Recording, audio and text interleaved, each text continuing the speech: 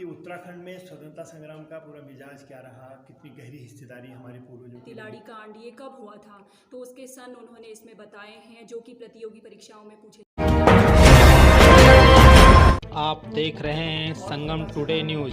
खबर अल्मोड़ा के मानिला से है, जहां राजकीय स्नातकोत्तर महाविद्यालय कुणीधार मानिला में बच्चों को पढ़ाई के साथ साथ कैरियर काउंसलिंग सेल के अंतर्गत बुद्धिजीवी वर्ग द्वारा पढ़ाई के बाद कैरियर चुनने के लिए टिप्स दिए जा रहे हैं। आज के कैरियर काउंसलिंग में छात्र छात्राओं को मुख्य अतिथि पद्मश्री से सम्मानित प्रोफेसर शेखर पाठक जी द्वारा उत्तराखंड के स्वतंत्रता संग्राम की झलक विषय पर प्रोजेक्टर के माध्यम से विस्तृत व्याख्यान दिया गया।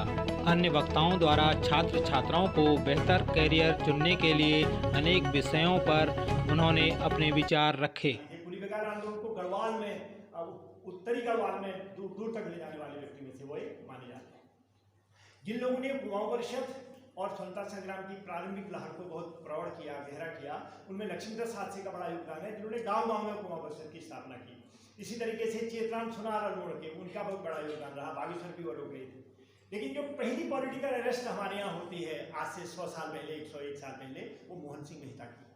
मोहन सिंह मेहता को जुलाई सन 1921 में पहला पॉलिटिकल अरेस्ट किया गया, लेकिन कुली बेगार का आरोप नहीं लगाया गया, उनको असहयोग आंदोलन का आरोप लगाया गया, क्योंकि कुली बेगार के अंतर्गत वो अरेस्ट नहीं करना चाहते थे, ताकि कुली बेगार की और जंगलात की चर्चा न हो। ये बड़ी इंटरेस्टिंग बात है। पुलिस रिकॉर्ड्स उस समय के उपलब्ध हैं। अल्मोड़ा के डिप्टी कलेक्टर की जो फाइल है वो आर्काइव में है, और उसमें लिखता है कि कुछ गाँव साल के हैं, 22 साल के विद्यार्थी आप लोग होंगे यहाँ, वो 22 साल के मोहन सिंह मेहता माल्या में हैं, उनके बगल में हरगोविंद पंत हैं, जब उनको अल्मोड़ा जेल में अरेस्ट करके ले जाया जा रहा था। शिक्षकों की भी बड़ी भूमिका रही। हमारे जैसे वेल पेड शिक्षक नहीं थे, उनमें मामूली तनख्वाह में शिक्षक आते थे। उत्तराखंड आंदोलन में किसी शिक्षक ने, इंक्लूडिंग हम यूनिवर्सिटी शिक्षकों ने, किसी ने अपना जॉब रिस्क नहीं लिया, नहीं था उनमें।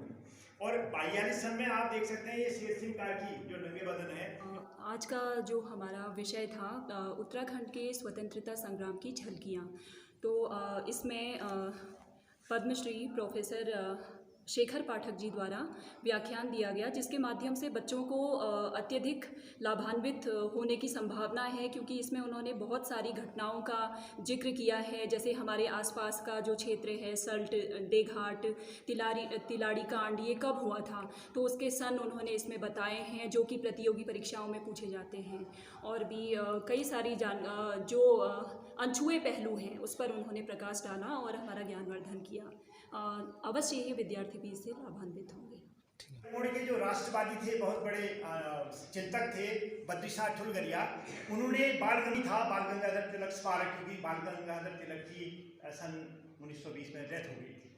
गांधी जी को इसकी प्रति भेजी गई, तो 23 सन में, यानी कि कुछ ही महीनों के बाद, गांधी जी ने बड़ी प्रतिक्रिया भेजी कि जब किताब आई मैंने सोचा देखें क्या है, कैसा है, और वो बहुत गंभीर नहीं था। जब पढ़ने लगा तो मैं बड़ा गंभीर हो गया, और जब मैंने पढ़ ली तो मैंने इसके हिसाब से बहुत सीखा।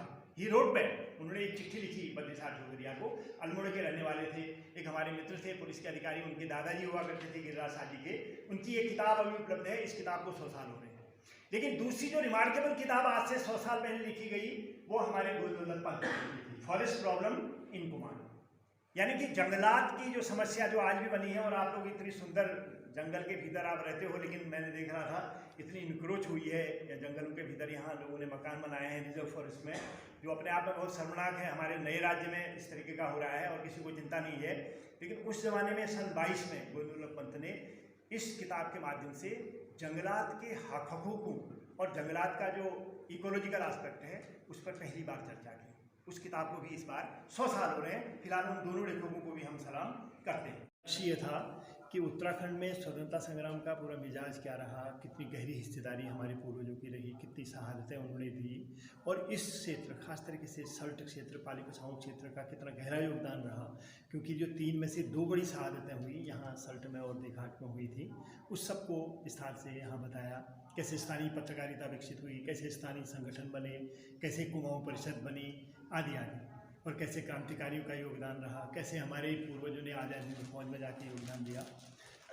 इस सब का दिग्दर्शन जो है विद्यार्थियों के सामने किया। उम्मीद है कि इससे विद्यार्थियों को लाभ होगा अपने करियर में भी, और कुछ लोग जो शोध में जाएंगे और गहरा जाएंगे, और कुछ लोग जो शिक्षा में यानी कि शिक्षक बनेंगे उनको भी पढ़ाने में इससे योगदान होगा। तो यही आज की कोशिश थी और मुझे उम्मीद है कि आगे को इस करियर काउंसलिंग में और अच्छी ऐसी कार्यक्रम हो सकेंगे जो बच्चों के लिए प्रत्यक्ष करियर में आगे बढ़ने में मदद। चैनल को पहली बार देख रहे हो तो लाइक करें, सब्सक्राइब करें और बेल आइकन को बजाना न भूलें।